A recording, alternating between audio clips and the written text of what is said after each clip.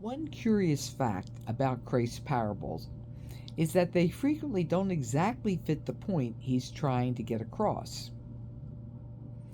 The man who owns this field, for example, in today's gospel, obviously does not know what is hidden there.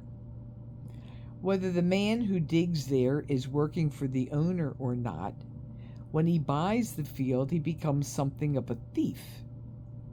And if the man on the other figure sells everything to buy the pearl, well, what's he going to live on?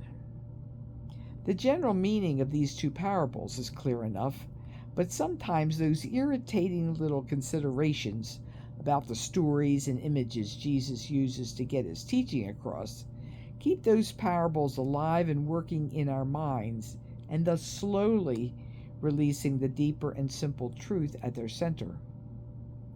This slow release lets the true message sink into us more deeply and have a greater effect on who we are and what we do.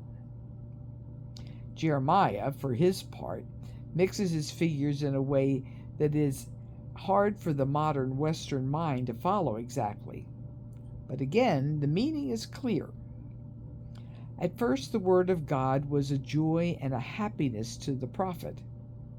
But as he took that word seriously, it turned bitter and apparently sterile in him. God, the source of life, was a brook who treacherously dried up on him. He has come to complain to God that what was once his life and his treasure is now a source of reproach among his people. God's response, though, is that if Jeremiah turns to him even in these difficulties, if he's willing to pass through the purifying fire, God will make him his herald and will be an unbeatable defense for him as Jeremiah bears his word and witness to God's holiness. And what about us? Where is our treasure?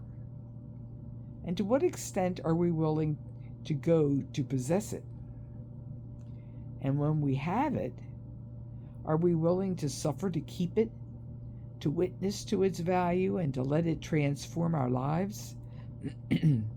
Just how serious are we about seeking Christ and making him our own and becoming his?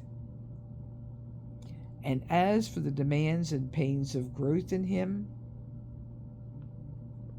what are we willing to do and to suffer?